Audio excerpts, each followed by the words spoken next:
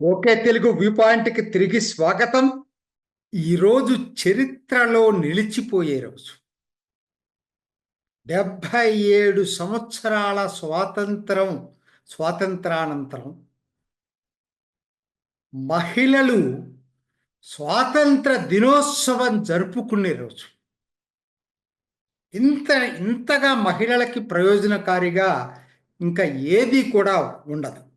అన్నిటికన్నా ముఖ్యంగా దేశం సమైక్యంగా ఉండటానికి గట్టి పునాదులు పడిన రోజు. ఏంటిది లేకపోతే? అంబేద్కర్ తపన పడ్డాడు. రాజ్యాంగ సభ చర్చలోనే అందరి పౌరులకి ఒకే చట్టం ఉండాలి, ఒకే న్యాయం ఉండాలి, మతం పేరు మీద మహిళలు పురుషుల పేరు మీద ఈ భేదాభిప్రాయాలు ఏంటని చెప్పి చాలా తపన పడ్డాడు. కానీ ఆయన కళ నెరవేరకుండానే ఆయన చనిపోయాడు. ఇవాళ 77 సంవత్సరాల తర్వాత మోడీ ఆ కళ నెరవేర్చాడు.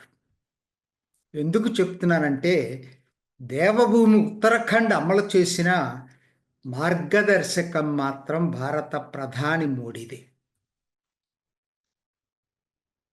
మూడింట ఒక వంతు చట్టసభల్లో రిజర్వేషన్ తీసుకొచ్చిన, ఇన్స్టెంట్ ట్రిపుల్ తలాక్ చట్టాన్ని రద్దు చేసిన, ఈరోజు మహిళలకి వారసత్వ హక్కులు సమాన హక్కులు కలిగించిన యూసీసీ ద్వారా ఇది మోడీ చేసిన గొప్ప పనుల్లో ఒకటి. నాకు ఆర్టికల్ 370 రద్దప్పుడు జనంలో ఎటువంటి ఏకాభిప్రాయం, ఉద్విగ్నం వచ్చిందో ఈరోజు అటువంటి రోజు. మేబీ దేశం మొత్తం అమలు చేయకపోవచ్చు, కానీ దేశం అమలు చేయటానికి అడుగులు పడిన రోజు.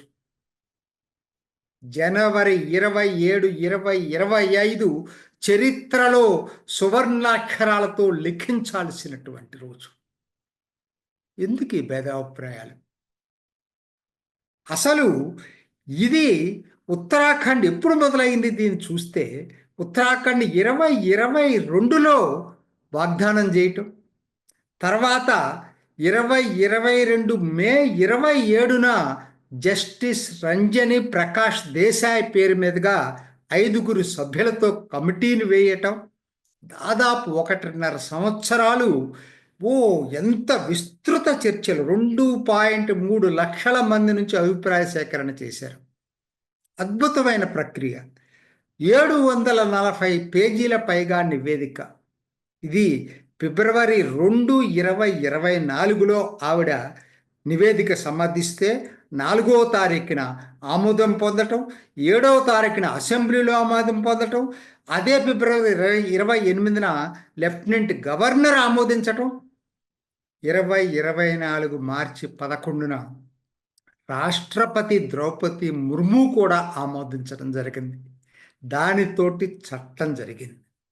కాకపోతే చట్టం ఒక్కటే కాదు కదా, తర్వాత రూల్స్ అండ్ రెగ్యులేషన్స్ ఫ్రేమ్ చేయడానికి former chief secretary Shatrughna Singh పేరుతోటి ఒక కమిటీని వేయటం, వాళ్ళు విస్తృతంగా లోతుగా చర్చించి దానికి రూల్స్ ఫ్రేమ్ చేయటం, దాంతోపాటు లాజిస్టిక్ సపోర్టు అదొక పోర్టల్, ఉత్తరాఖండ్ పోర్టల్ ఒకటి దీనికోసం సపరేట్గా లాగిన్ చేయటం, ఇవన్నీ చేయటానికి టైం తీసుకొని చివరికి ముహూర్తం జనవరి 27 ఈరోజు అమలు చేయటం అనేది జరిగింది.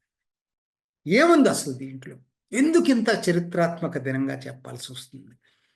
పురుషులకు స్త్రీలకు సమాన హక్కులు, పెళ్ళి, విడాకులు, వారసత్వ హక్కులు, సహజీవనం చేసేటువంటి హక్కులు, దత్తత, ఇటువంటి అన్నిట్లో కూడా లింగ విభేదం లేదు. ఇక నుంచి పురుషులకు ఎన్ని హక్కులు ఉన్నాయో మహిళలకు అన్నే హక్కులు ఉన్నాయి, సమాన హక్కులు ఉన్నాయి. అదే టైంలో వివాహాన్ని ఇక నుంచి రిజిస్ట్రేషన్ చేయటం అనేది మ్యాండేటరీ. కాకపోతే రిజిస్ట్రేషన్ చాలా సులువు చేశారు. మీరు ఆన్లైన్ పోర్టల్లో రిజిస్ట్రేషన్ చేసుకోవచ్చు, వెళ్ళాల్సిన పని లేదు రిజిస్టర్ ఆఫీస్కి. తర్వాత 21 సంవత్సరాల కనీస వయసు పురుషులకి, 18 సంవత్సరాల మహిళలకి. అట్లనే ఒక పురుషుడికి ఒక స్త్రీ బంధం, బహుభార్యత్వం నిషేధం. అంతకన్నా ముఖ్యమైనది దారుణాతి దారుణమైన నికా హలాలా నిషేధం. అంటే నికా హలాల గురించి ఎంతమందికి తెలుసో నాకు తెలియదు, కానీ మీకు ఒక విడాకులు ట్రిపుల్ తలాక్ పేరుతోటి ముస్లిం మహిళ విడాకులు తీసుకుంటే తిరిగి మళ్ళీ పెళ్లి చేసుకోవాలంటే ఇంకొక వ్యక్తితోటి నికా చేసుకొని మళ్ళీ అతని విడాకులు ఇచ్చి మళ్ళీ చేసుకోవాలి. ఇదేమి దారుణమో నాకు అర్థం కాదు. సరే, దాని గురించి నేను మాట్లాడినప్పుడు, ఎందుకంటే మనం మంచి దీంట్లో ఉన్నాం, మూడ్లో ఉన్నాం. సో అదే సమయంలో ఒకటి మాత్రం మర్చిపోవద్దు, ఏ మత ఆచారాలని పాటించి వివాహం చేసుకున్నా ఆ స్వేచ్ఛ ఉంది. ముస్లింలు ముస్లిం మత వివాహం, హిందువులు హిందూ మత వివాహం, అవేవి వద్దనుకుంటే రిజిస్టర్డ్ మ్యారేజ్ చేసుకోవచ్చు. ఎవరిష్టం, స్వేచ్ఛ. ఇద్దరి మధ్య స్వేచ్ఛ ఉంది, అది అక్కడ చేసింది. అట్లానే సహజీవనం, లైవ్ ఇన్ రిలేషన్షిప్ కూడా పద్ధతులు తీసుకొచ్చారు. దాన్ని కూడా మ్యాండేటరీ చేశారు, రిజిస్ట్రేషన్ కూడా. తర్వాత విడాకులకి చాలా ఇంపార్టెంట్ విషయంలో, విడాకుల విషయంలో పురుషులు మహిళలను తేడా లేదు. నిజం చెప్పాలంటే పురుషులు కూడా చాలా ఇబ్బందులు పడుతున్నారు దీంట్లో. ఇద్దరికి సమాన హక్కులు. పురుషులు విడాకులకు అప్లై చేసుకోవచ్చు, మహిళలు విడాకులకు అప్లై చేసుకోవచ్చు. సమానమైనటువంటి హక్కులు ఇచ్చారు. లిబరల్గా ఉంది ఆ చట్టం కూడా. వీలునామా ప్రొసీజర్ కూడా చాలా సింప్లిఫై చేశారు. ఆస్తిలో వారసత్వ హక్కులో ఇద్దరికి సమాన హక్కులు ఇచ్చారు. ఇవన్నీ కూడా ఆన్లైన్ పోర్టల్లో అందుబాటులో ఉంటాయి. అది ఇంకొక గొప్ప ఆధునిక సమాజ వసతుల్ని ఇందుట్లో పొందుపరిచారు.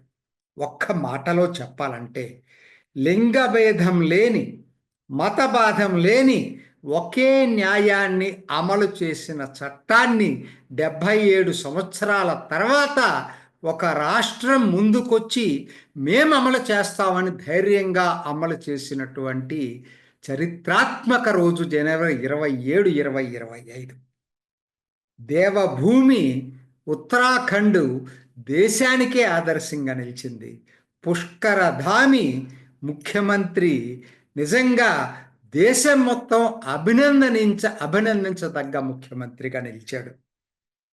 అన్నిటికన్నా ముఖ్యంగా మహిళలు ఈరోజు నిజమైన స్వాతంత్ర దినోత్సవంగా సెలబ్రేట్ చేసుకునేటువంటి రోజు. ఎవరైనా యూసీసీని వ్యతిరేకించి మాట్లాడుతున్నారు అంటే ఓటు బ్యాంకు రాజకీయాలు తప్పితే అందులో మెరిట్ లేదనేది అందరికీ తెలుసు. నేను ఇందాకనే చెప్పాను, ఆర్టికల్ 370 తర్వాత జనం విస్తృతంగా ఆదరించేటువంటి చట్టం ఏదైనా ఉందంటే అది యూసీసీ చట్టం.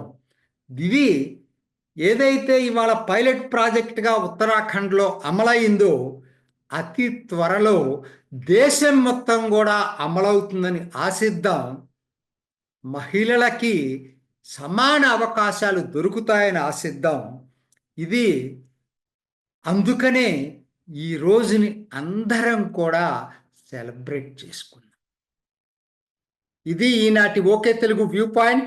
మరొక ఎపిసోడ్లో మళ్ళీ కలుసుకుందాం. నమస్తే. చూసారు కదండి, మరి ఈ వీడియో కనుక మీకు నచ్చినట్లయితే ఒక లైక్ కొట్టేసి మీ అభిప్రాయాన్ని కూడా కామెంట్ బాక్స్లో తెలియజేస్తూ ఇలాంటి ఇంట్రెస్టింగ్ అప్డేట్స్ కోసం మా ఛానల్ని సబ్స్క్రైబ్ చేసుకోండి.